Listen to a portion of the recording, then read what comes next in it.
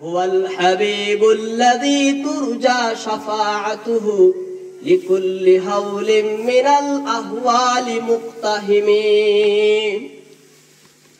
সুনাম ধন্য পরম পূজনীয় আজকের সভার কর্ণধার শ্রদ্ধেয় উলামায়ে কিরাম, সম্ভ্রমীয় জ্ঞানী গুণী সমাজ, আমার সম্মানিত ভাই বৃন্দ এবং স্নেহের ছোট ছোট এবং কচি কচি শিশু সুলাগণ এবং পর্দার আড়ালে থাকা পর্দানসীন সম্মানিতা মা এবং ভগ্নীগণ, আমি আপনাদের সম্মুখে পবিত্র কুরআন সূরা বাকারা থেকে আয়াত নম্বর 201 তিলাওয়াত করেছি। সে আয়াতকে সম্মুখে রেখে একটি কথা আপনাদের সম্মুখে তুলে ধরার চেষ্টা করব, যাতে আল্লাহ পাক আমাকে আপনাকে সকলকেই সেই আয়াতের প্রতি আমল করার তৌফিক দেন। সকলেই বলেন আমিন। আমিন।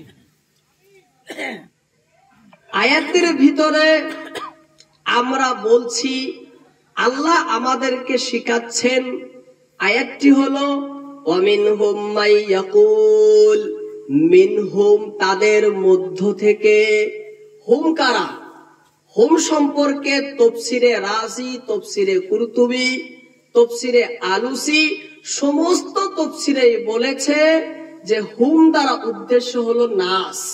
ওয়ামিনহুম মানে ওয়ামিনান নাস, গোটা জাতি, মানব জাতি, সমস্ত মানুষের মধ্য থেকে মাইয়াকুলু কিছু লোক, সমস্ত মানুষের মধ্য থেকে কিছু লোক কি বলে তারা? রব্বানা আতিনা ফিদ দুনিয়া হাসানা ওয়া ফিল আখিরাতি হাসানা ওয়া কিনা আযাবান নার।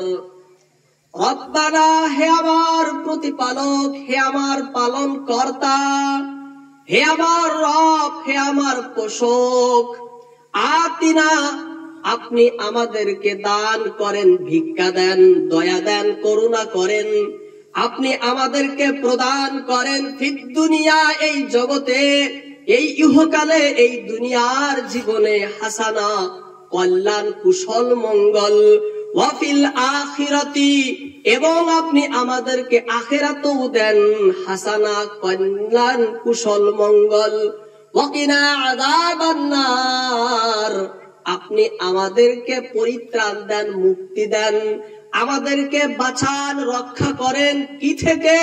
আযাবান নার, জাহান্নামের শাস্তি এবং আযাব থেকে, ভয়ঙ্কর শাস্তি থেকে, জাহান্নামের। আমরা আল্লাহর কাছে চাই তিনটি বস্তু এখানে। হে আল্লাহ, আপনি আমাদের দুনিয়ার জীবনকে কল্যাণময় করে দিন। হে আল্লাহ, আপনি আমাদের আখিরাতের জীবনকে কুশলময় করে দিন। 3 নম্বর চাই, হে আল্লাহ, আপনি আমাদেরকে জাহান্নামের আগুন থেকে রক্ষা করুন।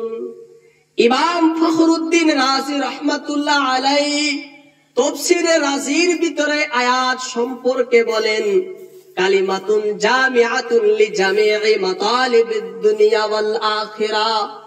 ইমাম ফখরুদ্দিন রাজি বলেন, আল্লাহ রাব্বুল আলামিন এই সংক্ষিপ্ত ছোট আয়াতের ভিতরে দুনিয়া এবং আখিরাতের যাবতীয় বস্তু এখানে এনেছেন। এই কথাটি, এই বাক্যটি এত গভীর রহস্য এবং এত অর্থপূর্ণ, দুনিয়া এবং আখিরাত উভয় জগতের বস্তু এই আয়াতের মধ্যে এসে গেছে। ফাল মুবাসসিরুনা যাকারু ফিহি উজুহা। ইমাম ফখরুদ্দিন রাজি রাহমাতুল্লাহ আলাইহি বলেন, এই আয়াতের ব্যাখ্যা মুফাসসিরিনগণ অনেকটি ব্যাখ্যা করেছেন। অর্থাৎ দুনিয়ার হাসানা কি, আখিরাতের হাসানা কি? 1 নম্বর আহাদুহা আন্নাল হাসানাতা ফিদ দুনিয়া ইবারাতুন আনিস সিহহাতি ওয়াল আমনি ওয়াল কিফায়াতি ওয়াল ওয়ালাদিস সালিহি ওয়াজ যাওজাতিস সালিহা ওয়ান নুসরাতি আলাল আ'দা। কি বলছেন যে দুনিয়ার হাসানা কি, দুনিয়ার কল্যাণ, দুনিয়ার মঙ্গল কি? বলছেন দুনিয়ার মঙ্গল হলো সিহহাত, সুস্থতা, ওয়াল আমনি এবং আমার শান্তি, প্রগতি এবং শৃঙ্খল, ওয়াল কিফায়াতি ওয়াল ওয়ালাদিস সালিহাতি অল্পে তুষ্ট এবং নেক ছেলে সন্তান, ওয়া যাওজাতিস সালিহা নেক স্ত্রী, ওয়া নুসরাতি আলাল আ'দা দুশমনের মোকাবেলায় সাহায্য। এই সমস্ত হলো দুনিয়ার কল্যাণ, দুনিয়ার মঙ্গল।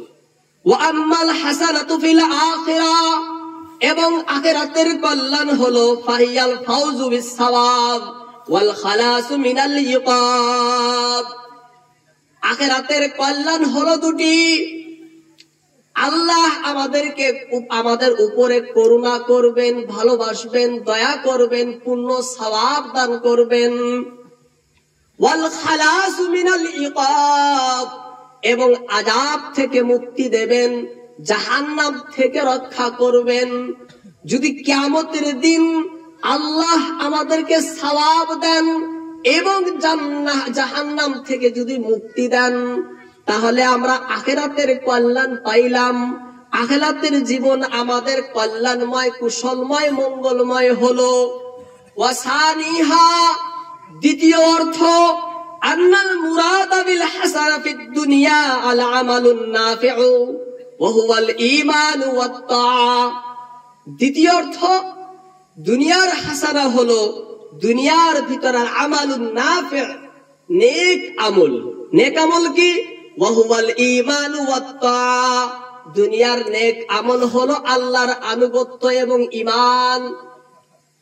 ঈমান বিশ্বাস স্থাপন করা, ঈমানদার হওয়া, মুমিন হওয়া। ওয়াত তাআ এবং আল্লাহর আনুগত্য করা, আল্লাহর আনুগত্য, আল্লাহর বাধ্য বান্দা হওয়া। ওয়াল হাসানাতু ফিল আখিরাহ আল্লাযাতুদ দাইমা ওয়াত তাযীম ওয়াত তানাউম বিযিকরিল্লাহি ওয়া বিল উনসি বিহি ওয়া বিমাহাব্বাতিহি ওয়া বিরুয়াতিহি। এবং আখিরাতের কল্যাণ হলো আল্লাহ কি হবেন? বান্দার প্রতি খুশি হয়ে যাবেন, খুশি হয়ে আল্লাহ বান্দাকে দিদার দেবেন এবং আখিরাতে সে মহা সম্মানে সম্মানিত হবে এবং চিরকালের চিরন্তন সুখ, শান্তি, আরাম, আয়েশ, ভোগ বিলাস সে ভোগ করবে। এটা হলো আখিরাতের কল্যাণ। ওয়াসালিসুহা তৃতীয় অর্থ হলো ক্বালা কাতাদা, ইমাম কাতাদা বলেন আল হাসানা ফিদ দুনিয়া ওয়া ফিল আখিরাতি তালাবুল আফিয়াতি ফিদ দারাইন। আখিরাত এবং দুনিয়ার কল্যাণ হলো যে দুনিয়া এবং আখিরাতে সে আফিয়াতের সাথে থাকবে। কিসের সাথে থাকবে? আফিয়াতের সাথে থাকবে। এবার আপনারা বলবেন যে হুজুর আমি তো কিছুই বুঝলাম না। আসলে আমরা সকলেই জানি আমাদের দুটি জীবন। দুটি জীবন না? এক জীবনকে বলে দুনিয়ার জীবন, আর একটাকে বলে আখিরাতের জীবন। পারলৌকিক জীবন, পার্থিব জীবন, ইহকালের জীবন, পরকালের জীবন। দুনিয়ার জীবন এবং আখিরাতের জীবন, দুটি জীবন। এই জীবনের ভিতরে আমরা যা কিছু করব এর কোনো প্রতিদান আল্লাহ দেবেন না। দুনিয়ায় কি দেবেন না? প্রতিদান দেবে না। প্রতিদান একমাত্র আল্লাহ তাআলা আখিরাতে দেবেন। কোথায় দেবে?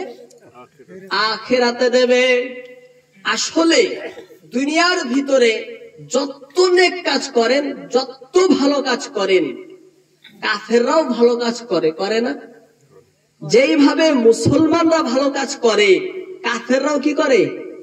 ভালো কাজ করে। কাউকে টাকা দিয়ে সহায় করলো, কাউকে কোনো পরামর্শ দিয়ে সহায় করলো, বিভিন্ন প্রকারের ভালো কাজ করে। আল্লাহ তাআলা সেই ভালো কাজের ফল তাদেরকে দুনিয়ায় দিয়ে দেন। আখিরাতে তাদের কোনো অংশ নাই, আখিরাতে সেই কোনো প্রতিদান নাই। ভালো কাজের ফল একমাত্র তাদেরকে দুনিয়ায় দিয়ে দেন, তাদেরকে কাফেরদেরকে। কিন্তু মুমিনদেরকে তারা যে ভালো কাজ করে সেই ভালো কাজের ফল আল্লাহ রাব্বুল আলামিন আখিরাতে দেবেন। কোথায় দেবেন? আখিরাতে দেবেন। দুনিয়ায় ভালো কাজ করলে, দুনিয়ায় যদি আমি নামাজ পড়ি, নামাজ পড়ার সাথে সাথেই যদি আমাকে ফল দেয়, তাহলে নামাজ পড়তে বলা দরকারই পড়বে না। কোন বক্তাই বলবে না যে নামাজ পড়ো, কারণ সকলেই জানে যে নামাজ পড়লেই পুরস্কার পাওয়া যায়। তখন মসজিদে জায়গা দিতে পারবেন না আপনারা। এত লোক হবে নামাজে, এত লোক হবে যে মসজিদের জায়গা দিতে পারবেন না। যদি লগে লগে সঙ্গে সঙ্গে দুনিয়ার জীবনেই যদি নামাজের প্রতিদান দিয়ে দেওয়া হয়, রোজার প্রতিদান যদি আল্লাহ দুনিয়ায় দিয়ে দেন, তাহলে গোটা বিশ্বে কোন মুসলমানই নামাজ ছাড়া থাকবে না, রোজা ছাড়া থাকবে না। সবাই এক সঙ্গে দ্বিধাদ্বন্দ্ব ছেড়ে, সংকোচ ছেড়ে, আলসে ছেড়ে সবাই নামাজে লিপ্ত হবে, হবে না? কিন্তু এদের ফল যেহেতু আখিরাতে। কোথায়? আখিরাতে। সেজন্য বলা লাগে, বারবার বলা লাগে, নামাজ দুনিয়ায় পড়ে নাও, রোজায় দুনিয়ায় করে নাও, এর ফল আখিরাতে পাবে, এর ফল আখিরাতে পাবে। আখিরাতের ফল দুনিয়ার ফলের থেকে শত শত হাজার হাজার গুণ শ্রেষ্ঠ। আখিরাতের পুরস্কার, আখিরাতের পারিশ্রমিকটা দুনিয়ার থেকে হাজার শত শত গুণের শ্রেষ্ঠ। আমাদের দেশে ধান বোনে না সকলে? আমন ধান। কি ধান? আমন ধান। তার সাথে সাথে আর একটা কি ধান? আশু ধান, তাই না? দুই ধান কিন্তু একসাথেই বোনে, একসাথে বোনে না? একসাথে বোনার পরে আশু ধান সঙ্গে সঙ্গে তার ফল আসে, কিন্তু আমন ধান অনেক দেরিতে হয়। যে ব্যক্তি এই বিষয়ে জানে না, এই আশু এবং আমন ধান সম্পর্কে যার কি নাই, জ্ঞান নাই, তাকে যদি আপনি বলেন যাও তুমি ধান বোনো, একসাথে বুনছে আশু ধান, আশু আর আমন একসাথে বুনছে, এবার আশু ধান সে কেটে আনছে, এবার আমন ধানের খবরই নাই। বলে যে হ্যাঁ তুমি আমাকে ধান বুনাইলে, আমন ধান কই ধান? বলছে ধৈর্য ধরো, আসবে ফল, ধৈর্য ধরো, এর ফসল আসবে, অপেক্ষা করো, ধৈর্য ধরো। সে জানে না, বলে আমার বিধান, আমার ধানটা তুমি নষ্ট করলা, আমার পরিশ্রমটা নষ্ট করলা। যে জানে সে কি বলে, বাবা ধৈর্য ধরো তো। যখন ধৈর্য ধরে লম্বা সময় যখন পার হয়, তখন দেখে আমন ধানের এত বড় বড় গুছা হয়েছে, বিশাল ধান হয়েছে, তখন সে খুশি। ওইভাবেই মুমিনরা যখন কোন আমল করে, যখন কোন ইবাদত উপাসনা করে আল্লাহর, তখন দুনিয়ায় সঙ্গে সঙ্গে ফল পায় না, তাদের ফলটা আমন ধানের গায়ে আখিরাতে দেবে, দেরিতে দেবে। যার জন্যই তো যারা জানে তাদেরকে বলা লাগে না, তারা নিশ্চিন্তায় খুশি হয়ে তারা জানে পাবে, তাদেরকে বলার দরকার পড়ে না। যারা জানে না তাদেরকে বারবার বলা লাগে, তাদেরকে বারবার বলা লাগে। রব্বানা আতিনা ফিদ দুনিয়া হাসানা ওয়া ফিল আখিরাতি হাসানা। হে আল্লাহ, আমাদের দুনিয়ার জীবন মঙ্গল করে দিন এবং আখিরাতের জীবনও মঙ্গল করে দিন। আমরা চাই না? দুনিয়ার জীবন মঙ্গল মানে এবং আখিরাতের জীবন মঙ্গল মানে কি? দুনিয়ার জীবন মঙ্গল মানে আল্লাহর ইবাদত ঈমান আনার পরে আল্লাহর বাধ্য বান্দা হওয়া, আল্লাহর অনুগামী অনুসারী বান্দা হওয়া, আল্লাহর ইবাদত উপাসনায় লিপ্তকারী বান্দা হওয়া। এটা হলো দুনিয়ার কল্যাণ মুমিনদের জন্য। আখিরাতের কল্যাণ কি? আখিরাতের কল্যাণ হলো যে সেই দুনিয়ার কর্মের, দুনিয়ার ফসল যেটা আমরা করেছি তার প্রতিদান, সেই ফসলটা সেখানে কাটা, ফসলটা পাওয়া। সেই ফসলটা যদি আখিরাতে পাই, তাহলে আখিরাতের জীবন আমার কি হলো? সুন্দর হলো, শ্রেষ্ঠ হলো। এবার আসেন আগে যাই, দুনিয়ার আখেরাতের খারাপি কি? এখানে বলছে না যে আমরা আখেরাতের ভালো চাই, দুনিয়ার ভালো চাই। আখেরাতের ভালো তো বুঝলাম, খারাপি বুঝতে হবে না? আখেরাতের খারাপি হলো আল্লাহর আযাব, আখেরাতের খারাপি হলো আল্লাহর নারাজ হওয়া, আখেরাতের খারাপি হলো আল্লাহর সম্মুখে দাঁড় হওয়াকে লজ্জাবোধ করা, আখেরাতের খারাপি হলো নিজের গুনাহ পাপ, আখেরাতের খারাপি হলো নিজের নেকি কম হওয়া, আখেরাতের খারাপি হলো আল্লাহর কাছে হিসাবের জন্য দাঁড় হওয়া, আখেরাতের খারাপি হলো জাহান্নামে যাওয়া, আখেরাতের খারাপি হলো জাহান্নামের শাস্তি ভোগ করা। এক কথায় বলতে গেলে আখেরাতের আসল খারাপি আল্লাহর অসন্তুষ্টি, আল্লাহর অসন্তুষ্টি। সূরা আল কারিয়াতে আল্লাহ পাক বলেন, ফাম্মা মান সাকুলাত মাওয়াজিনুহু ফাহুয়া ফি ঈশাতির রাজিয়া। সেই কিয়ামতের দিন যখন মানুষের নেকিবদি, ভালো মন্দ, সৎ অসৎ যখন মাপা হবে, যখন কিয়ামতের দিন মানুষের দুনিয়ার কৃতকর্ম যখন মাপা হবে, তখন দাড়ি পাল্লার ভিতরে যার আমলের নেকির পাল্লা, ভালোর পাল্লা, সতের পাল্লা যার ভারী হয়ে যাবে, ফাহুয়া ফি ঈশাতির রাজিয়া, তার জন্য রয়েছে ঈশাতিন জিন্দেগি, জীবন, রাজিয়া সন্তোষজনক, খুশিময় জীবন তার। যার আমল নামা সেদিন কি হবে? নেকির পাল্লা ভারী হয়ে যাবে, তার জীবন হবে সুখীময়, আনন্দময়, সন্তোষময়। ওয়া আম্মা মান খাফফাত মাওয়াজিনুহু ফাউম্মুহু হাওিয়া ওয়া মা আদরাকা মা হিয়া নারুন হামিয়া।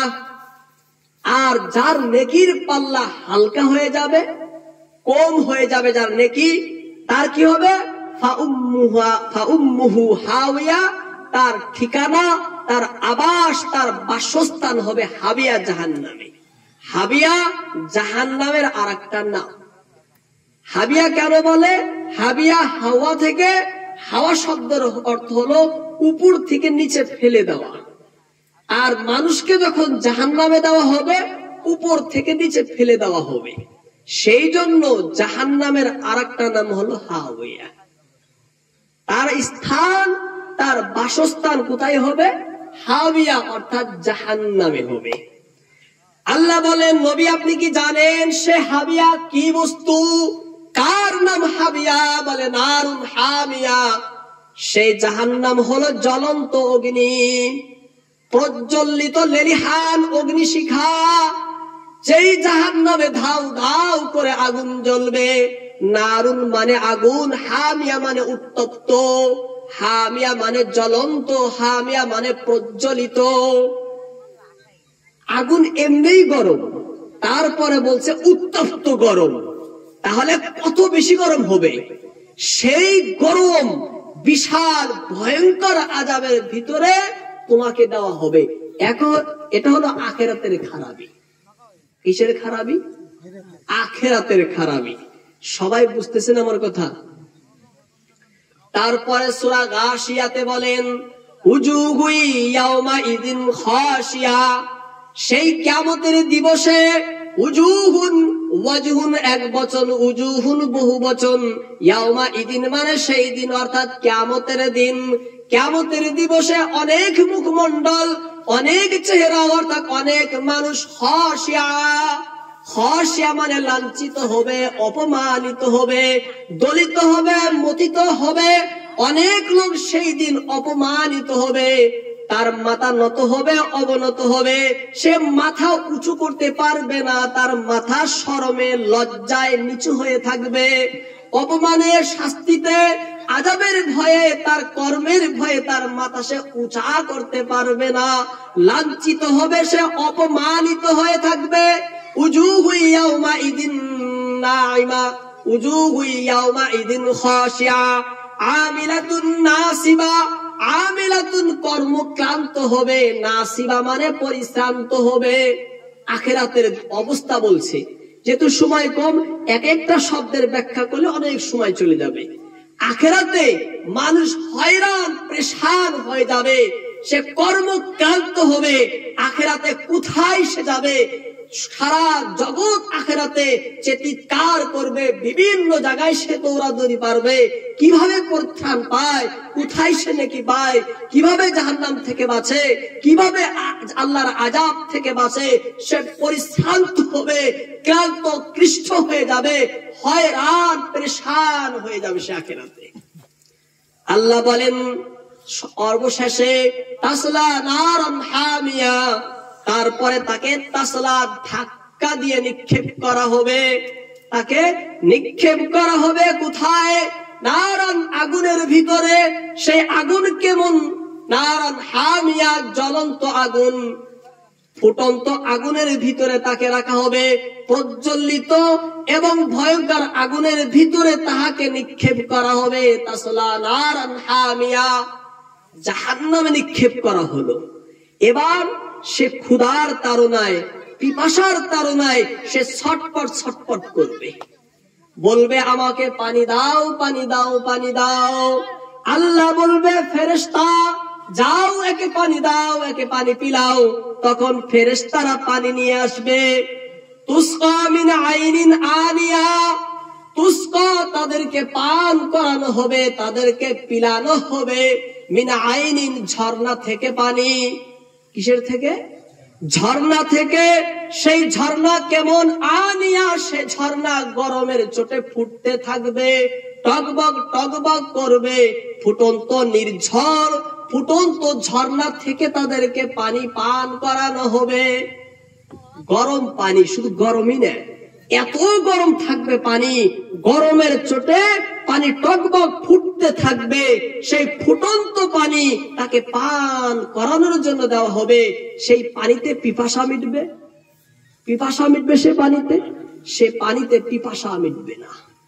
তারপরে পিপাসা তো মিটলো না, এবার চাবে খিদা লাগছে, ভুক দূর, আমাকে আহার্য দাও, খাদ্য দান করো। আল্লাহ বলেন ফেরেশতাদেরকে শুনাইয়া দাও, ঘোষণা করে দাও, লাইসা লাহুম তুআম, তাদের জন্য কোনো খাদ্য নেই, আহার্য নেই, খাবার নেই, তাদেরকে কোনো কিছুই খেতে দেওয়া হবে না, কোনো কিছু খাইতে দেওয়া হবে না। ইল্লা বিল জারি, তাদেরকে খেতে দেওয়া হবে জারি ফল, তাদেরকে খেতে দেওয়া হবে এমন একটি ফল, যে ফল চরম বিষাক্ত থাকবে, সে ফল চতুর্দিকে কাঁটায় ভরা থাকবে। এবং সে ফলের সিফত তাফসীরে মারিফুল কুরআনের ভিতরে 3টি সিফত বর্ণনা করেন, যে ফলের ভিতরে চতুর্দিকে কাঁটায় ভরা থাকবে, সে ফলটা অত্যন্ত গরম থাকবে, বিশাল বিষাক্ত থাকবে সে ফল। এমন ফল তাদেরকে খেতে দেওয়া হবে, সে ফলে তাদেরকে ক্ষুধার্ত, সে ফল তাদের খিদা মিটাবে না, তাদের ভুককে দূর করবে না। আল্লাহ বলছেন লাইসা লাহুম তুআম, তাদের জন্য কোনো খাদ্য নেই, খাবার নেই। হা ইল্লা মিন জারি, একটি খানা দেওয়া হবে, একটি খাদ্য দেওয়া হবে, সে খাদ্যর জাহান্নামের খাদ্য, যাকে বলে জারি, যাকে বলে জারি। এই আয়াত যখন নাজিল হলো, কাফের মুশরিকরা খুশি হয়ে গেল। কেন খুশি হলো? জারি নামে একটি ফল আরবে ছিল, সেই আরবের পানির নিকট দিয়ে সে ফলটা হতো।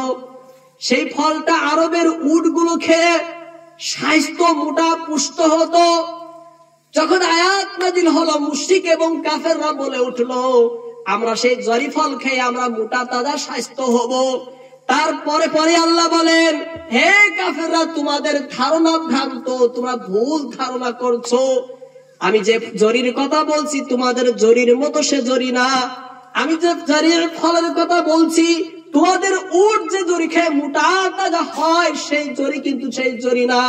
এই জরি লাইসা লাহুম, সেই জরি কি লা ইসমিনু ওয়া লা ইগনি মিন জু, এই জরি হলো সেই জরি লা ইসমিনু, এই জরি তোমাদেরকে মোটা তাজা পুষ্ট করবে না, এবং ভুক তোমাদের খিদাও মিটাবে না, তোমাদের খিদাও মিটাবে না, ভুক মিটাবে না। এটা এমন জরি। এটা হলো আখিরাতের খারাপি। কিসের খারাপি? আখিরাতের খারাপি। আমরা আল্লাহর কাছে চাই, রব্বানা আতিনা ফিদ দুনিয়া হাসানা ওয়া ফিল আখিরাতি হাসানা, হে আল্লাহ আখিরাতে আমরা হাসানা চাই, কল্যাণ কুশল মঙ্গল চাই, খারাপি অমঙ্গল অকুশল অকল্যাণ আমরা চাই না। এবং আখিরাতের কল্যাণ কি এ সম্পর্কে সূরা গাশিয়ার ভিতরে আল্লাহ বলেন, উজুহু ইয়াউমাইদিন নাঈমা, সেই দিন তোমরা দেখতে পাবে অনেক চেহারা, অনেক মুখমণ্ডল তরুতাজা থাকবে এবং তারা খুশি হবে, আনন্দে তাদের চেহারা উজ্জ্বল দেখাবে, খুশিতে তাদের চেহারার ভিতরে খুশির ভাব দেখতে পাবে। কেন? লিসাইহা রাজিয়া, এর কারণ হলো তারা দুনিয়ায় যে কাজগুলো করেছে, দুনিয়ায় যে আল্লাহর ইবাদত করেছে, দুনিয়ায় যে আল্লাহর উপাসনা করেছিল, দুনিয়ায় আল্লাহর কথা মেনেছিল, আল্লাহ যা বলছে করো তারা করেছিল, আল্লাহ যা বলছে করো না তারা করেনি, নামাজ পড়েছিল, রোজা করেছিল, যাকাত আদায় করেছিল, মিথ্যা বলে নাই, গীবত করে নাই, চুগলখুরি তারা করে নাই, মানুষের অন্যায় করে নাই, বান্দার হক আল্লাহর হক তারা বিনষ্ট করে নাই। লিসাইহা রাজিয়া, তারা কি করেছে? ভালো কাজ করেছে, নেক কাজ করেছে, সেই সমস্ত কাজ করেছে যে কাজ করলে আল্লাহ খুশি হয়ে যান, যে কাজ করার জন্য আল্লাহ রাসূল জগতে প্রেরণ করেছিলেন, যেই কাজের আদেশ করুণার নবী মুহাম্মদুর রাসূলুল্লাহ বলেছেন, সেই কাজ তারা করেছিল। লিসাইহা রাজিয়া, তাদের কৃতকর্মের প্রতি তারা সন্তুষ্ট, তারা যা করেছিল সে প্রতি তারা খুশি, সেই তাদের দুনিয়ার কর্মের ফলের জন্য আল্লাহ তাদেরকে আখিরাতে খুশি করে দিয়েছেন, আল্লাহ তারা আখিরাতে প্রতিদান দিয়ে দিয়েছেন। আখিরাতের জীবনে সেই পরকালে আল্লাহ তাদেরকে শান্তিময় সুখময় বিশাল বড় একটি জিন্দেগি, আরাম এবং সন্তোষময় জীবন তাদেরকে দান করেছেন। সেই সন্তোষময় জীবনের কারণে, সেই সুখী জীবনের পাওয়ার কারণে এমন সময় যখন সকলে হাহাকার চিৎকার করে কেঁদে কেঁদে মরে, সেই এমন কালে যখন মানুষ হতাশ করে কাঁদে, তখন আল্লাহ তাদেরকে সুখময় জীবন দিয়েছে। সেই সুখময় জীবনের কারণে তারা খুশি, সেজন্য লিসাইহা রাজিয়া, তাদের কৃতকর্মের প্রতি তারা সন্তুষ্ট। ফি জান্নাতিন আলিয়া, আল্লাহ তাদেরকে জান্নাত দিয়েছেন। কেমন জান্নাত? আলিয়া, সুউচ্চ এবং সুউন্নত জান্নাত, বিশাল বড় একটি জান্নাত তাদেরকে আল্লাহ দিয়েছেন।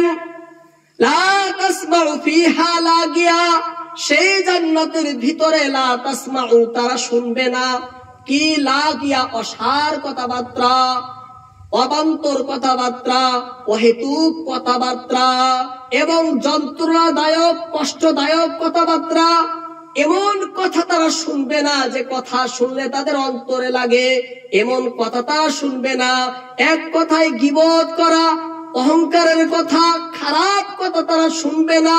সব সময় তারা শুনতে পাবে ভালো, আরাম, সুখ, শান্তি এবং প্রেম, মায়া, মমতা, ভালোবাসার কথাই তারা সেখানে শুনবে। আরো কি শুনবে? লা তাসমাউ ফিহা লাগিয়া ফিহা আইনুন জারিয়া, তাদেরকে দেওয়া হবে সেই জান্নাতের ভিতরে আইনুন, আইনুন মানে ঝর্ণা, নির্ঝর, কেমন? জারিয়া, প্রবাহিত, প্রবাহিত ঝর্ণা তাদেরকে দেওয়া হবে। ফিহা সুরুরুম মারফুয়া, এবং তাদেরকে সুরুর এক বহু বচন মানে আসন, সিংহাসন, খাট, পালং, বসার শোয়ার জায়গা, মারফুয়া, উঁচা উঁচা দেওয়া হবে। কেমন উঁচা দেওয়া হবে? অনেক উঁচা থাকবে। যখন তারা সেখানে বসতে যাবে, আল্লাহর কুদরতিতে তাদের ইশারায় একদম নিচে নেমে আসবে। যখন তাদেরকে নিবে আবার উঠে উপরে চলে যাবে। তারপরে ফি, তাদেরকে সুখের জায়গায় আরো কি দিবেন? আল্লাহ তাআলা বলেন ওয়া আকওয়াবুম মাওদুআ, এবং তাদের জন্য প্রস্তুত থাকবে পিয়ালা, ওয়া নামারিকু মাসফুফা, এবং তাদের জন্য সারি সারি বিছানো থাকবে বালিশ, ওয়া যারাবিয়্যু মাবসুসা, এবং বিস্তৃত থাকবে তাদের কার্পেট গুলো। আসলে এখানে আল্লাহ রাব্বুল আলামিন দুনিয়ার সাথে মিল রেখে কিছু নিয়ামতের কথা বলছেন। আসলে আখিরাত জান্নাত এমন একটা বস্তু, আল্লাহর নবী বলেন যে জান্নাত এমন একটা বস্তু, এমন সুখ শান্তির জায়গা, বান্দা না কল্পনা করতে পারছে, না কল্পনা করতে পারবে, না কল্পনা করতে সক্ষম, কাল্পনিক ভাবেও না, বাস্তবিক ভাবেও না, কোন প্রকারের কল্পনা করতে পারে না বান্দা। তাহলে এগুলো কি? এগুলো বান্দাকে বুঝ দেওয়ার জন্য, ধারণা দেওয়ার জন্য যে কি প্রকারের হতে পারে জান্নাত, কি প্রকারের হতে পারে। আন আবি হুরায়রা রাদিয়াল্লাহু তাআলা আনহু, আবু হুরায়রা রাদিয়াল্লাহু তাআলা আনহু বলেন, কুলনা ইয়া রাসূলুল্লাহ, এক সময় আমরা নবীজিকে বললাম, হে আল্লাহর রাসূল, হাদিসনা আনিল জান্নাহ, নবী জান্নাতের বর্ণনা একটু করুন। হে নবী, জান্নাত কি বস্তু, জান্নাত কাকে বলে, জান্নাত কি অল্প বলেন না।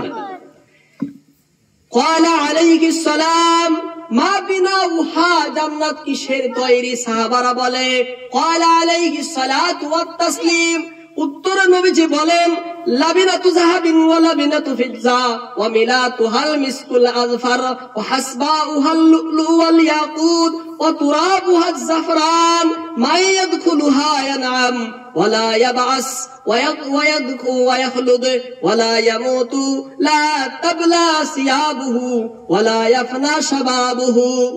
কি বলেন?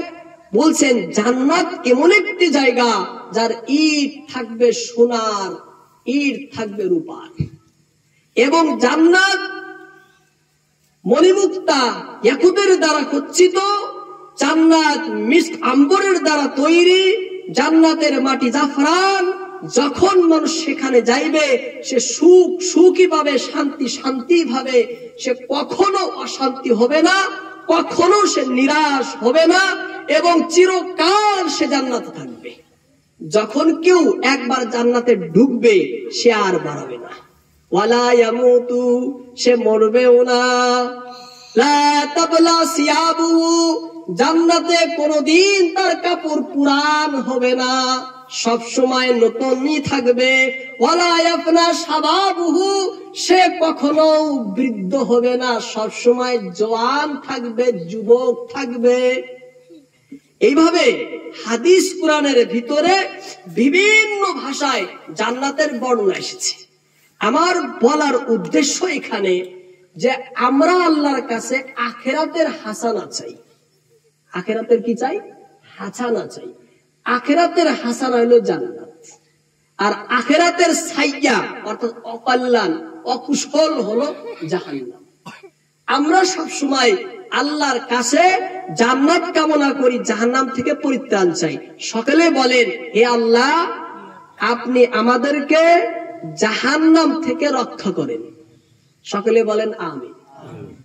এবার দুনিয়ার কল্যাণ, দুনিয়ার মঙ্গল আমরা চাইছি না? রব্বানা আতিনা ফিদ দুনিয়া হাসানা, দুনিয়ার ভিতরে আপনি আমাদেরকে কি দেন? হাসানা দেন। চাইছি না আমরা এখানে? দুনিয়ার হাসানা কি?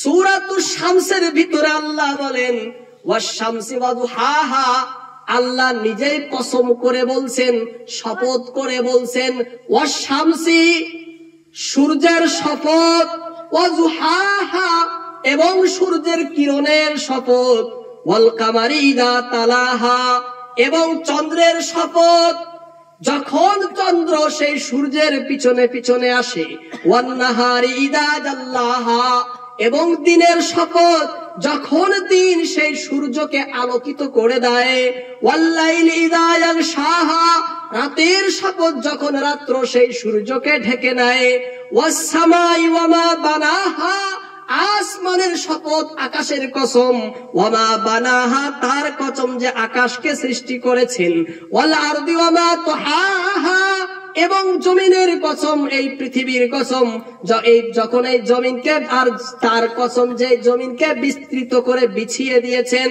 ওয়া নাফসি ওয়া মা সাওয়াহা, এবং মানুষের কসম, এবং তার কসম যিনি এই মানুষকে সুষম, সুগম এবং সুঠাম করে বানিয়েছেন, ফাআলহামাহা ফুজুরাহা ওয়া তাকওয়াহা, ক্বাদ আফলাহা মান যাক্কাহা ওয়া ক্বাদ খাবা মান দাসসাহা।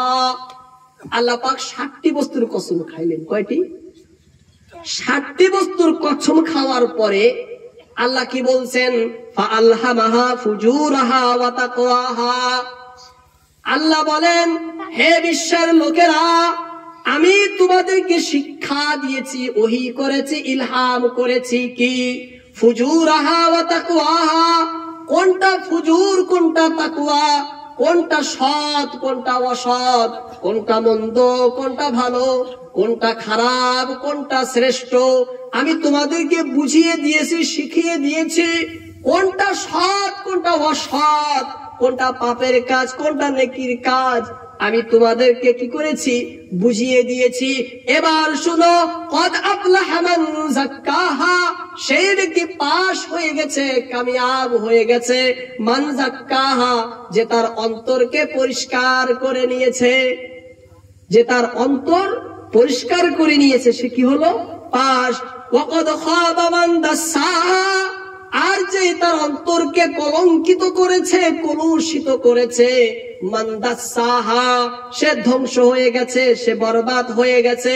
মান দাসাহা, ওই ব্যক্তি যে তার অন্তরকে কলুষিত করেছে, ওয়া কদ খাব, সে নাকাম হয়েছে, সে ব্যর্থ হয়েছে, বিফল হয়েছে, সে পণ্ড এবং নিষ্ফল হয়েছে। এর দ্বারাই কি আল্লাহ পাক 7টি বস্তুর কসম খেয়ে বলেন, একটি বস্তু কি? যে দেখো, তোমার অন্তর, এই অন্তরকে যদি পরিষ্কার করে রাখো তাহলে তুমি পাস। আর যদি অন্তরকে কলুষিত করো তাহলে তুমি নাপাক, ধ্বংস, নিষ্ফল। এই অন্তরের কলুষিতটাই হলো দুনিয়ার খারাপি, আর অন্তরকে পাক করাই হলো দুনিয়ার হাসানা, দুনিয়ার কল্যাণ এবং কুশল। এই অন্তরের ভিতরে কি থাকে? অন্তরের ভিতরে কি থাকে? অন্তরের ভিতরে আল্লাহর প্রতি ঈমান থাকতে হবে, ফেরেশতাদের প্রতি ঈমান থাকতে হবে, নবী এবং রাসূলের প্রতি ঈমান থাকতে হবে, আল্লাহর আসমানি কিতাবের প্রতি ঈমান থাকতে হবে, এবং কিয়ামতের প্রতি ঈমান থাকতে হবে, তকদিরের উপরে ঈমান থাকতে হবে। এক কথায় ঈমানদার হওয়া, অন্তরের অন্তরস্থলে বিশ্বাস করা, এটা হলো আসল। যদি বিশ্বাস করি, পূর্ণভাবে যদি বিশ্বাস করি, তাহলে আমার দ্বারা আল্লাহর অবাধ্যতা হবে না। বলছি না আমি, তাফসীরে রাজিতে বলছেন দুনিয়ার হাসানা ঈমান আর তাআ, বলছে না? আমার কাছে যদি পূর্ণ ঈমান থাকে তাহলে আমি আল্লাহর তাআত, আল্লাহর ইবাদত, উপাসনা আমি করব। অন্তরের খারাপি, অন্তরের ভিতরে কি লাগে? ময়লা লাগে। অন্তরের ভিতরেও কলঙ্কিত হয়, কলুষিত হয় অন্তরটাও। অন্তরের ময়লা কুফরি করা, অন্তরের ময়লা শিরকি করা, অন্তরের ময়লা বিদআতে লিপ্ত হওয়া, অন্তরের ময়লা গুনাহ করা, চাই কবিরা হোক চাই সগীরা হোক, এগুলো হলো অন্তরের ময়লা। কিসের ময়লা? অন্তরের ময়লা পাপ। অন্তরের ময়লা পাপ। হিংসা করা, গীবত করা, চুগলখড়ি করা, অহংকার করা, এগুলো অন্তরের ভিতরেই হয়। কোথায় হয়? অন্তরের ভিতরে। হিংসা করা মহাপাপ, অহংকার করাও মহাপাপ। হিংসা কাকে বলে? অহংকার কাকে বলে? অহংকার বলা হয় নিজেকে বড় মনে করা। নিজেকে কি মনে করা? বড় মনে করা। অন্যকে ছোট মনে করা, অন্যকে ছোট মনে করা, এটা হলো অহংকার। হিংসা কাকে বলে? হিংসা বলা হয় কারো ভালো দেখে নিজের অন্তরে নাশ হয়ে, নিজের জ্বলে পুড়ে শেষ হয়ে যাচ্ছি আর তার ক্ষতি সাধনের চেষ্টা করা। অন্যের স্মৃতি দর্শন করত অন্তরের জ্বলন ভাবে তার ক্ষতি সাধনের চেষ্টা করার নামই হলো হিংসা। তাহলে হিংসা এবং অহংকার আলাদা বস্তু, তাই না? এর সাথে সাথে যদি বলেন আমি অন্যকে ছোট মনে করি না, নিজেকেই শুধু বড় মনে করি, একে অহংকার বলে না, এটাও একে বলে বাংলা ভাষা আত্মবিমোহন বা আত্মপ্রসাদ। এটাও একটি খারাপি অন্তরের। তাহলে বুঝলাম হিংসা করা যাবে না, গীবত, চুগলখড়ি, অহংকার, আত্মবিমোহন এগুলো করা যাবে না, এগুলো অন্তরের ব্যাপার। শিরক করা যাবে না, কুফরি করা যাবে না, এগুলো অন্তরের ব্যাপার। এইগুলো যদি অন্তরে থাকে তাহলে আমার অন্তর নাপাক হয়ে গেল, কলুষিত হয়ে গেল। আল্লাহ বলছেন যদি আমার অন্তর কলুষিত থাকে তাহলে আমি নাকাম, আখিরাতেও নাকাম, দুনিয়াও নাকাম। কুফরি করা, কুফরি কাকে বলে? কুফরি বলা হয় কুফর আল্লাহর শানে, আল্লাহর বিরুদ্ধাচরণ করা। উদাহরণস্বরূপে বলি, আমাদের দেশের প্রধানমন্ত্রী রয়েছে, এবার যদি কেউ চায় প্রধানমন্ত্রীকে তার গদির থেকে সরাবে, কোত্থেকে সরাবে? গদির থেকে সরাবে। এই গদির থেকে সরানটাকে দেশদ্রোহিতা বলে, বাদশা দ্রোহিতা, রাজা দ্রোহিতা বলে। এই দ্রোহিতাকেই আমাদের আরবি ভাষায়, শরিয়াতের ভাষায় বলে কুফরি, অর্থাৎ আল্লাহর খুদাইকে না মানা। সহজ ভাষা, খুদার খুদাইকে না মানাকে কি বলে? কুফরি বলে। হ্যাঁ, দেশের রাজাও ঠিকঠাক, কিন্তু দেশের রাজা তো একটাই, কিন্তু আমি রাজার কাজ, বাদশার কাজ, প্রধানমন্ত্রীর কাজ এবং তার বৈশিষ্ট্যগুলো আমি অনেক জনকে ভাগ করে দিতে চাই। কি দিতে চাই? ভাগ করে দিতে চাই। তার ক্ষমতাটাকে আমি ভাগ ভাগ যদি করি, এই ভাগ ভাগ করাটাকে এটাও একটা দ্রোহিতা, এটাও একটা দেশদ্রোহিতা। এই দেশদ্রোহীকে শরিয়াতের ভাষায় বলে শিরক করা। আল্লাহর গুণাগুণ, আল্লাহর বৈশিষ্ট্যকে ভাগ ভাগ করে দেওয়া। উদাহরণস্বরূপে বলতেছি যে আল্লাহ হলেন আলিমুল গায়ব, ইন্নাল গায়বা লিল্লাহ, ইন্নাল গায়বু লিল্লাহ। আল্লাহ বলছেন গায়বের মালিক একমাত্র আমি, গায়বের মালিক একমাত্র আমি। গায়ব কাকে বলে? তাফসীরে রাজিতে ইমাম ফখরুদ্দিন রাজি বলেন হুয়াল্লাযী ইয়াকুনু গায়বান আনিল হাসা। গায়ব বলা হয় যেই ওই সমস্ত জ্ঞানকে, ওই সমস্ত বস্তুকে, যেই সমস্ত বস্তু আমার আকলের দ্বারাই অর্জন করা সম্ভব না, ওই সমস্ত বস্তুকে গায়ব বলে। যেই সকল বস্তু আমার চোখের মাধ্যমে দেখাও সম্ভব না, ওই সমস্ত বস্তুকে গায়ব বলে। যেই সমস্ত বস্তুকে কানের মাধ্যমে শোনাও সম্ভব না, ওই সমস্ত বস্তুকে গায়ব বলে। যেই সমস্ত বস্তুকে নাকের মাধ্যমে জ্ঞান শোনাও সম্ভব না, ওই সমস্ত বস্তুকে গায়ব বলে। যেই সমস্ত বস্তুকে জিহ্বার দ্বারাই চাখাও সম্ভব না, ওই সমস্ত বস্তুকে গায়ব বলে। নিজের ত্বক শক্তি দ্বারাই, সেখানে স্পর্শ শক্তির দ্বারাও বোঝা সম্ভব না। যারা শিক্ষিত আছেন তারা বুঝবেন যে মানুষের ইন্দ্রিয় পাঁচটা, পঞ্চ ইন্দ্রিয়, দর্শন শক্তি, শ্রবণ শক্তি এবং সাতের শক্তি, ত্বক এবং স্পর্শ শক্তি। এই সকল শক্তির দ্বারায় এবং আকল মস্তিষ্কের দ্বারায় যে বস্তুটাকে জানা বুঝা সম্ভব না, ওই বস্তুকে বলে গায়ব।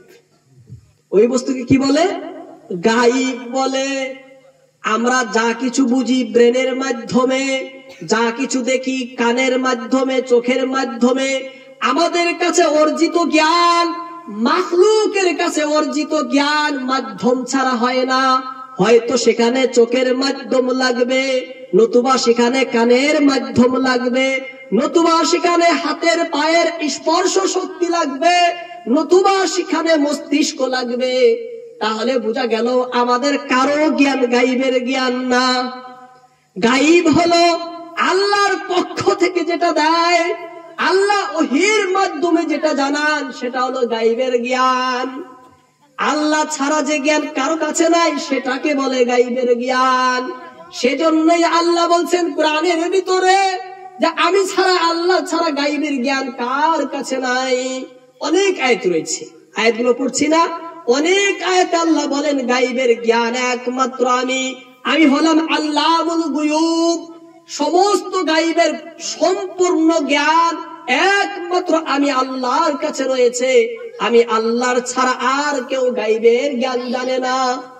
মূল গায়বের জ্ঞান কার কাছে? তাহলে কার কাছে বলেন? আল্লাহর কাছে। এবার বলবেন তাহলে আমাদের নবী কি গায়েব জানেন না? হ্যাঁ, নবী গায়েব জানেন, অবশ্য অবশ্যই জানেন, নিশ্চয়ই জানেন, কিন্তু নিজে নিজে জানেন না। আল্লাহ যা জানান তা জানান। জাহান্নামের কথা গায়েব ছিল, আল্লাহ নবীকে জাহান্নামের খবর দিয়েছেন, নবী জানেন। জান্নাতের কথা নবীর কাছে গায়েব ছিল, আল্লাহ নবীকে জানাইলেন, সেজন্য নবী এখন জানেন। পুলসিরাতের কথা গায়েব ছিল, একমাত্র আল্লাহ জানেন, আর কেউ জানেন না। আল্লাহ নবীকে জানাইছেন, নবী জানেন। আখিরাতের সমস্ত কথা আল্লাহ একমাত্র জানেন, আল্লাহ ছাড়া কেউ জানতো না। আল্লাহ আদম নবীকে জানাইছেন, দেখে আদম নবী জানে। আল্লাহ মুসা নবীকে জানাইছেন, দেখে মুসা নবী জানেন। আল্লাহ ঈসা নবীকে জানাইছেন, দেখেই ঈসা নবী জানেন। আমাদের নবী মুহাম্মদ রাসূলুল্লাহ সাল্লাল্লাহু আলাইহি ওয়াসাল্লামকে আল্লাহ জানাইছেন, দেখে জানেন। যদি আল্লাহ না জানাইতেন, কে নবীও জানতেন না। তাহলে বোঝা গেল নবীর কাছে যে গায়েবের জ্ঞান আল্লাহ দিছেন দেখে। সেজন্যই বলে আল্লাহ হলেন আল্লাহুল গুয়ুব এবং নবী হলেন মুখবিরুল গুয়ুব। আল্লাহ হলেন আসল গায়েবের মালিক, গায়েবের জ্ঞান। আল্লাহ নবীকে যে সমস্ত জ্ঞান দিছেন, নবীকে আলিমুল গায়েব বলা যায় না। গায়েবের জ্ঞান আল্লাহ না দিলে নবী পাইতেন? নবী বলেন পাইতেন? নবী নবী পাইতেন না। তাহলে অনেক ঘটনা রয়েছে। সেজন্য একমাত্র কেউ যদি বলে না না আমাদের পীর আলিমুল গায়েব, কেউ যদি বলে না না আল্লাহ যেমন গায়েব আমাদের বুজুর্গ তেমন আলিমুল গায়েব, কেউ যদি বলে না না নবী যেমন আল্লাহ যেমন আল্লাহ যেমন আলিমুল গায়েব, তেমন আদম নবী আল্লাহুল গায়েব, তেমন মুসা নবী আলিমুল গায়েব, তেমন আমাদের নবী আলিমুল গায়েব, একেই বলে শিরক। একেই কি বলে? একেই বলে শিরক। গায়েবের জ্ঞান একমাত্র আল্লাহর বৈশিষ্ট্য, একমাত্র আল্লাহর জন্যই নির্দিষ্ট। তুমি কে? তুমি কে? আল্লাহর বৈশিষ্ট্যকে অন্যকে দেবে, আল্লাহর ক্ষমতা অন্যকে ভাগ ভাগ করবে, এই অধিকার তোমাকে কে দিয়েছে? এই অধিকার তো তোমার নাই, এই অধিকার তো তুমি রাখো না। এটা হলো গায়েবের জ্ঞান, তাই না? একমাত্র গায়েব কার কাছে রয়েছে? আল্লাহর কাছে। নবী গায়েব জানে না? নবীও জানেন। শত শত অসংখ্য নবীর কাছে গায়েব আছে, কিন্তু আল্লাহ জানাইছে দেখে আছে, আল্লাহ বলেছেন দেখে আছে। আল্লাহ না বললে নবীর কাছে গায়েবের জ্ঞান থাকতো না। গায়েবের জ্ঞান থাকলেই তাকে আলিমুল গায়েব বলা যায় না। আলিমুল গায়েব একমাত্র তিনি, যিনি গায়েবের জ্ঞান আসল যার কাছে, আসল যার কাছে সে হলো আলিমুল গায়েব। বুঝতে পারছেন সকলে আমার কথা? খারাপ পাইতেছেন আমার কথা? হ্যাঁ হ্যাঁ, সময় কম তাই না? হ্যাঁ, এবার দেখেন আখিরাতের। তাহলে আমরা বুঝলাম যে কুফরি শিরকি একটি অন্তরের ময়লা। ময়লা না? অন্তরের ময়লা। আর একটা কি ময়লা? বিদআত করা। আর একটা কি? বিদআত হলো অন্তরের ময়লা, মানুষের ময়লা। বিদআত কাকে বলে? বিদআত বলা হয়, আল্লাহ কোরআনের ভিতরে বলছেন আল ইয়াউমা আকমালতু লাকুম দীনাকুম ওয়া আতমামতু আলাইকুম নি'মাতি ওয়া রাদিতু লাকুমুল ইসলাম দীনা। আল্লাহর নবী যখন হাজ্জাতুল ওয়াদার ভিতরে লক্ষ লক্ষ সাহাবাদের সম্মুখে নিয়ে ভাষণ দিলেন, হে আমার সাহাবারা তোমরা শোনো, মনোযোগ সহকারে শোনো, এটাই আমাদের নবীর সর্বশেষ ভাষণ ছিল। এরপর সমস্ত সাহাবাকে একসঙ্গে নিয়ে নবী আর কোনোদিন ভাষণ দেন নাই। এই দুনিয়ায় থেকে নবী তারপরেই বিদায় নিয়েছেন কিছুদিন পর। সেই সময় নবীজি সাহাবাদেরকে বলে, হে আমার সাহাবারা, আল্লাহ আমাকে তোমাদের প্রতি প্রেরণ করেছিলেন, পাঠিয়েছিলেন। আমি তোমাদের নবী ছিলাম, রাসূল ছিলাম, নবী রাসূল আছিও এখনো। কিন্তু সেই রিসালাতের দায়িত্ব, নবুয়তের দায়িত্ব আমি কি পূর্ণ করে দিয়েছি? আমি কি তোমাদেরকে দিয়েছি? তখন সাহাবারা বলেন, হে আল্লাহর রাসূল, নিশ্চয় অবশ্যই আপনি আপনার রিসালাতের নবুয়তের দায়িত্ব পালন করে দিয়েছেন, আপনি কোনো বাকি রাখেননি। তখন আল্লাহর নবী আকাশের উপর দিকে মুখটা করে, চোখটা করে শাহাদত আঙ্গুলি উপরের দিকে বলেন, ইয়া আল্লাহ আপনি সাক্ষ্য থাকেন, হে আল্লাহ আপনি সাক্ষ্য থাকেন, আমি বলে তাদের কাছে আমার আপনার দেওয়া রিসালাত এবং নবুয়তের দায়িত্ব পূর্ণভাবে পৌঁছে দিয়েছি। যখন ইসলাম পরিপূর্ণ হলো, পরিপূর্ণ মানে আমরা যে নামাজটা পড়ি এই নামাজটা পূর্ণ হতে 23টি বছর লেগেছে। 23টি বছর পরে নামাজ পূর্ণতা লাভ করেছে। আমরা যে রোজা করি, শুরু থেকে রোজা আস্তে আস্তে সংশোধিত হতে হতে এই পূর্ণ রোজাটা এসেছে 23টি বছর পরে। আমরা যে হজ আদায় করি এই হজের ভিতরে পূর্ণতা এসেছে 23 বছর পরে। আমরা যাকাত আদায় করি এর ভিতরে পূর্ণতা এসেছে 23 বছর পরে। একটি আমলের ভিতরে অনেক লম্বা সময় যাওয়ার পরে আমলটা পূর্ণতা লাভ করেছে। উদাহরণ স্বরূপে আমরা যখন ঘর বানাই তখন আমরা চতুর্দিকে ঘরের খুঁটি গাড়ি, তারপরে বেড়া, তারপরে ছাদ, তারপরে প্লাস্টার করি, এভাবে না? ঠিক এইভাবে নামাজটার ভিতরেও শুরুতে তার নামাজের খুঁটি গাড়া হয়েছে, তারপরে বেড়া, তারপরে ছাদ, তারপরে প্লাস্টার করা হয়েছে। এই নামাজকে পূর্ণ আনার জন্য 23টি বছর লেগেছে। সেই জন্যই তো নামাজের ভিতরে কেউ তো নামাজের এখানে হাত বাঁধে, কেউ তো নামাজে এখানে হাত বাঁধে, কেউ নামাজের ভিতরে এইরকম করে, আবার কেউ নামাজের ভিতরে এইরকম করে, আবার কেউ নামাজের ভিতরে এইভাবে দাঁড়ায়, আবার কেউ নামাজের ভিতরে এইভাবে ধরে। এত কারণ কেন? এই পূর্ণতা এসেছে অনেক লম্বা সময় পূর্ণতা এসেছে। সমস্ত কথা তো নবীর কাছে আমাদের সম্মুখে রয়েছে। ইমাম আবু হানিফা তিনি কি করেছেন? সমস্ত হাদিস, এই নাম হাত বাঁধার হাদিস, সমস্ত হাদিস এক জায়গায় করে শেষ হাত বাঁধার নিয়মটা তিনি বলে দিচ্ছেন। বলে দেখো, নামাজের চূড়ান্ত মূল হাত বাঁধা হলো নাভির নিচে হাত বাঁধবে, এই আঙ্গুলি এইভাবে ধরবে, এই 3 আঙ্গুলি এখানে রাখবে, এটা ধরার পদ্ধতি, এটা হলো নামাজের নিয়ম। বলবে হাদিসে এখানে নেই, আছে, রহিত হয়েছে, হাদিসে এইভাবে ধরা নেই, আছে, রহিত হয়ে গেছে। বুঝবে কে? জ্ঞানীরা বুঝবে, গবেষকরা বুঝবে। শুধু এক হাদিস দিয়ে আমল চলবে না, গোটা হাদিস। এই সম্পর্কে বুখারীতে কত হাদিস, তিরমিজিতে কত হাদিস, মুসলিমে কত হাদিস, নাসাইতে কত হাদিস, গোটা পৃথিবীতে হাদিসের কিতাবে এই সম্পর্কে কত হাদিস রয়েছে। সমস্ত হাদিসকে এক জায়গায় করে বিশাল গবেষণার পরে আসল আমলকে বের করতে হবে। এই জন্য ইমাম আবু হানিফা রাহমাতুল্লাহ আলাইহি 40 জন বিশিষ্ট উলামা, যারা কোরআনের হাফিজ, কোরআনের বিশাল মুফাসসির, যারা হাদিসের হাফিজ এবং হাদিসের বিশাল গবেষক, তারা সেই সময়ে হাদিস বুঝতেন যখন গোটা পৃথিবীতে হাদিসের ব্যাখ্যাকার ছিল না। সেই সময় তারা কোরআন বুঝতেন যখন গোটা পৃথিবীতে কোরআনের কোন তফসির ছিল না।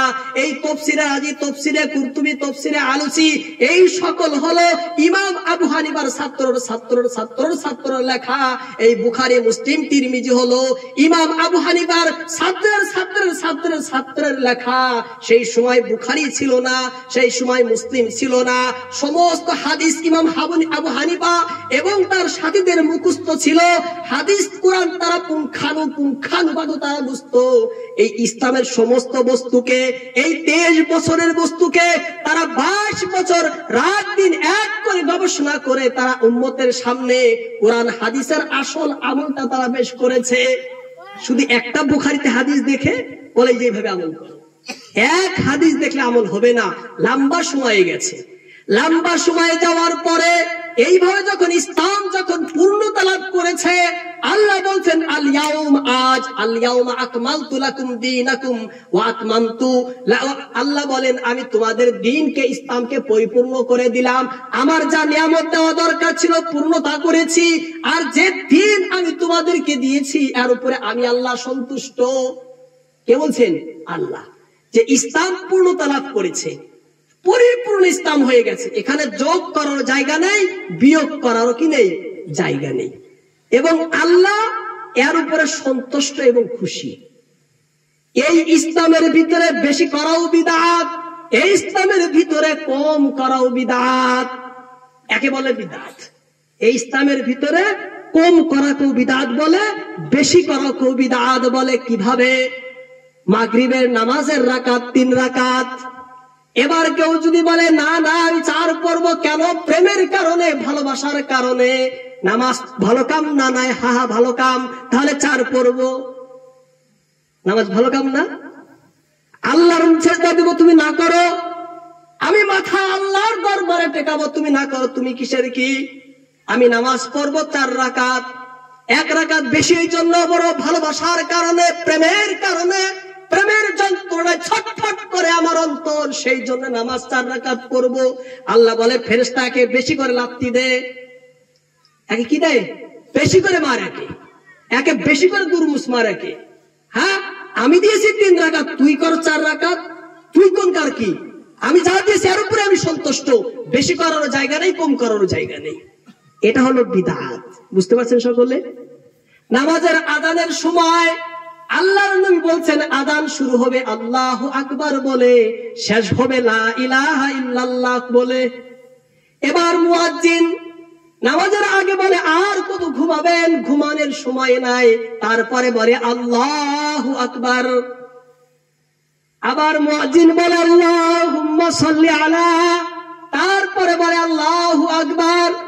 আবার মুয়াজ্জিন নামাজের শুরুতে, আযানের শুরুতে মাইকের ভিতরে টক টক করে, তারপরে বলে আল্লাহু আকবার।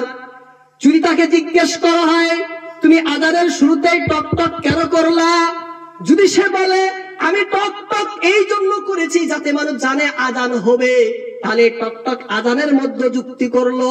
যদি সে বলে না টক টক এই জন্য করেছি, চেক করলাম মাইক ঠিক আছে না নাই, আওয়াজ যাবে না নাই, তাহলে যোগ হলো না। আযানের উদ্দেশ্য তো এটা যে এখন আযান মানুষকে ডাকার জন্য। আপনি যদি টক টক এই জন্য করেন, আযানের টক টক এই জন্য করেন ঠিক করার জন্য, তাহলে অসুবিধা নেই। যদি এই জন্য করেন যে মানুষ জানবে আযান হবে, আর আযান তাহলে কিসের জন্য? আযানের আগে লা ইলাহা ইল্লাল্লাহ মুহাম্মাদুর রাসূলুল্লাহ, এটা তুমি কে বলার অধিকার রাখে তোমার? আযান শুরু যখন হবে লা আল্লাহু আকবার, লা ইলাহা শেষ। এই বেশি করা কোন অন্য কারণে যদি করে আলাদা কথা। যদি বলে যে মানুষকে এই জন্য বলে আমি লা ইলাহা ইল্লাল্লাহ বলতেছি, দরুদ শরীফ পড়তেছি যাতে মানুষ জানে আযান হবে, তাহলে আযানের মধ্যে যুক্ত হলো এটা। বুঝতে পারছেন? একে বিদআত বলে, একে কি বলে? বিদআত বলে। আর অন্তরের ময়লা কি? শেষ করে দিচ্ছি। অন্তরের ময়লা হলো গুনাহে কবিরা, গুনাহে সগীরা, ছোট ছোট পাপ এবং বড় পাপ। বড় পাপ আবার 2 প্রকারের। আল্লাহর পাপ, আল্লাহর সাথে সম্পর্কিত এবং বান্দার সাথে সম্পর্কিত। আল্লাহর সাথে সম্পর্কিত অর্থাৎ নামাজ পড়ি নাই, গুনাহে কবিরা, এটা আল্লাহর সাথে সম্পর্কিত। রোজা রাখি নাই, গুনাহে কবিরা, এটা আল্লাহর সাথে সম্পর্কিত। বান্দার সাথে সম্পর্কিত একজনের মাটি জবরদস্তি নিয়েছি, একজনকে ওজনে কম দিয়েছি, একজনকে আঘাত করেছি, একজনকে গালি দিয়েছি, হিংসা করেছি, এগুলো মানুষের সাথে সম্পর্কিত। আল্লাহর হক আল্লাহ চাইলে মাফ করে দিবেন, আল্লাহ খুশি। কেউ নামাজ পড়েনি, যদি আল্লাহ বলে যাও মাফ করে দিলাম, কেউ ধরে রাখতে পারবেন? আল্লাহর ইচ্ছা। কিন্তু মাফ করবেন কি এটা তো গ্যারান্টি নেই, মাফ নাও করতে পারেন।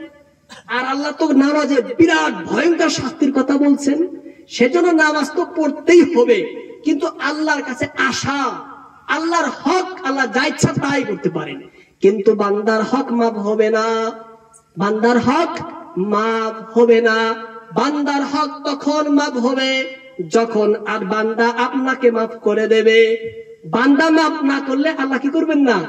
কখনো মাফ করবেন না।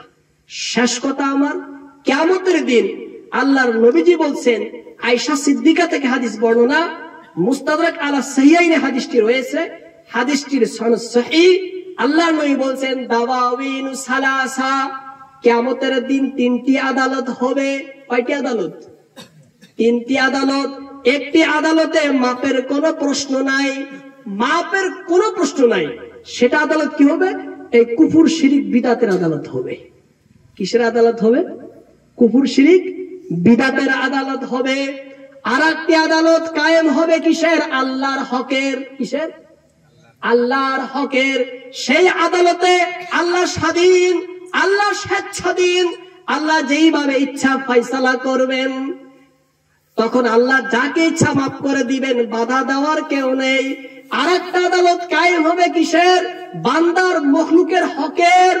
সেখানে আল্লাহ মাফ করবেন না, কশিন কালেও আল্লাহ মাফ করবেন না, কখনো আল্লাহ মাফ করবেন না, যতক্ষণ পর্যন্ত আল্লাহর বান্দা তাকে মাফ না করে দেয়।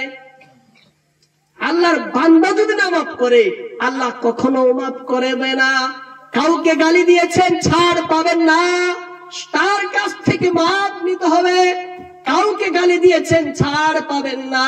কারো জমি দখল করেছেন, ছাড় পাবেন না।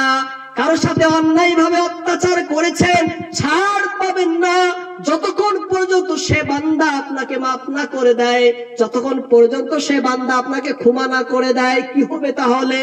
আখিরাতে হয় তার গুনাহ নিতে হবে, নতুবা তার নিজের আমল তাকে দিতে হবে। তাহলে সেই জন্য আমরা সকলেই এই পাপ থেকে বেঁচে থাকবো। এই পাপ থেকে বেঁচে থাকাকেই অন্তর পরিষ্কার বলে। কি বলে? অন্তর পরিষ্কার। আর এই পাপ থেকে যদি আমরা না বাঁচি, তাহলে বলে অন্তর অপরিষ্কার। দুনিয়ার মঙ্গল অমঙ্গল হলো অন্তর পরিষ্কার অপরিষ্কারের ভিতরে। আমরা যে বলছি রব্বানা আতিনা ফিদ দুনিয়া হাসানা, হে আল্লাহ আমাদেরকে দুনিয়ার ভিতরে কল্যাণময় জীবন দেন, এর অর্থ আল্লাহর বাধ্যতা হওয়া এবং আল্লাহর হক, মখলুকের হক আদায় করে চলা। ওয়াফিল আখিরাতি হাসানা, আখিরাতেও কল্যাণ দেন, তার মানে আল্লাহ রাজি হয়ে জান্নাত দেওয়া, জাহান্নাম থেকে বাঁচান। সেজন্য আল্লাহ পাক আমাদের সকলকেই জান্নাত দান করুক এবং দুনিয়া এবং আখিরাত উভয় জগৎ মঙ্গলময় কল্যাণময় করুক।